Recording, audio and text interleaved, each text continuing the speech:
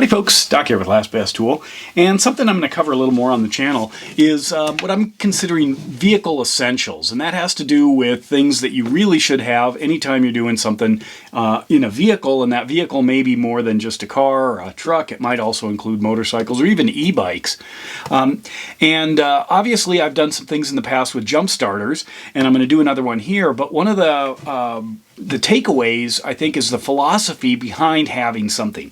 I've always carried inflators from, great big old ones to cans. Literally, you fill with an air compressor and then you've got a, like 5 gallons of air. I've switched over to Milwaukee inflators, and now I'm exploring some smaller ones because I have more than one vehicle, and I don't like to leave my inflator in one of my main inflator in a vehicle unless I'm traveling. And that's where things like this come in. This is the Gooloo A2, and what it is a jump starter and tire inflator. Obviously, there are lots of these on the market, but you also probably need a reputable brand because stuffing that much battery power for not only a jump starter, but also for charging your devices and an inflator. And this one's it says 150 PSI. Most of the time, you're just jumping from too low to drivable or serviceable, or balancing the wheels or balancing the tires, getting them all to 40 or whatever you're using. This isn't for overlanding where you're going to drop your large truck tires down to from 40 to 20 to 10 or something, depending on the kind of road you're working with, or off-road in that case. So I view this more as something to occupy that preparedness space. This is a thing I would put in a vehicle or give out to a friend, or just have available, simply because the jump starter and the tire inflator are two essential things. So let's take a spin around this thing. First of all, you can turn it on. There's a display that pops up, bright green LEDs, easy to see in both daylight and obviously in the dark. And this one's set for PSI. You can adjust that. We'll do that in a second. You can also choose just a kind of a narrowing vehicle selection here. So there is a cycle button here. I'll get to that. Let me do this before I forget. This is a light. So up front there is a light here. You can turn it on. You can make it blink. You can turn it to a red blinking, or you can turn it off just by tapping this thing. So going back here, where the display is for the inflator. And the inflator, there's a hose that you attach here. It's got brass fittings and then goes to the standard brass chuck for Schrader valves right here. It does come with a few other accessories, and these look well made compared to some of the cheap ones that a lot of companies include with these things. So we've got some brass. We've got, looks like a Presta converter, a valve extension, and then a couple of nozzles, because you can also use this to inflate some inflatables and a ball. So right here, I can push this in, and what it's going to do if I hold it is give me, this is in kilopascals now, or I can go to bar, or I can go to PSI. I'll just leave it there. Being here in Montana, that's mostly what we use.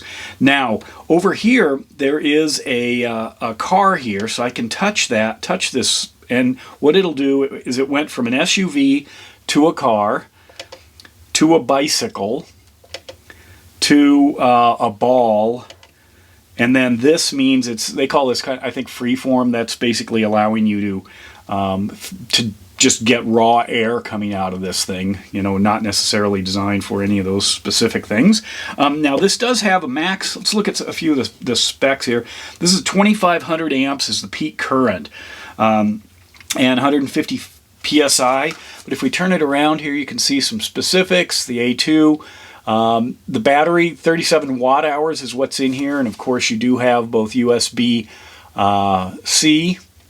input charging, and then the standard USB-A output there. You've got starting current 400 amps, peak 2500, and then you're running about 2.1 amps on the USB out.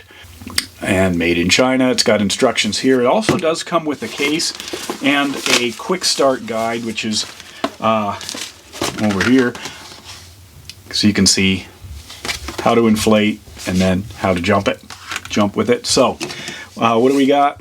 This is what it looks like. This will be where we'll put in the the battery charger. But so I can go through here, and then if I hold these down, I can actually set the PSI that I want it to go to, and then let go. It'll drop back to what the actual reading is when it's connected. Obviously there's nothing connected, so it's 0, which is good. And then you can hit this to start it and stop it. So here I got it outside, and you can see the camera's actually causing that display to flicker. Something I wish that a lot of these things had was a way to place the cap on something so you didn't lose it or drop it or put it in your pocket and forget to put it on or wherever it went. Anyway, so I'm screwing this on. There is a bit of hiss coming out. The old school, brass screw on a valve causes that. So here I can choose the PSI and get it lined up. I'll just do it for 1 PSI just to show you the time here. It's not the fastest, but it's also very convenient, and that's often the problem, is people don't have something because they think they should have something great big if they're going to have anything.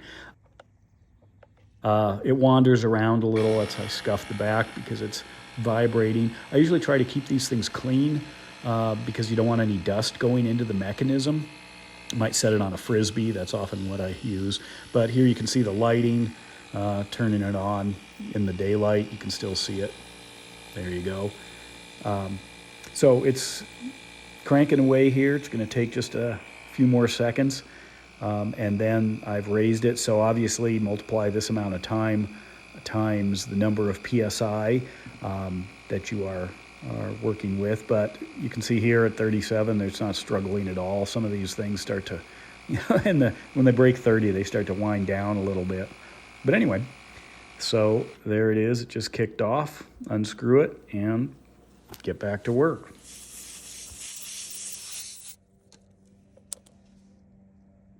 Now, if I'm putting on or using the battery charger, it comes with this, and all the controls are on here.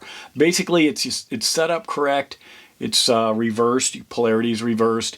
If nothing lights up, then there is a problem, possibly the battery connection, something like that. And then there's a boost button here if the battery's dead. And that's basically just saying you agree to really, really push this thing. So this turns on, but it doesn't give you the reading, current reading of the battery. So then you turn these things on and start the car. If the car doesn't start, then you can hit the boost. You're not supposed to hit the boost button unless you have these connected up to something. So real simple little design, very effective. Again, if you are traveling, if you are just trying to get your car outfitted for general preparedness, obviously tools.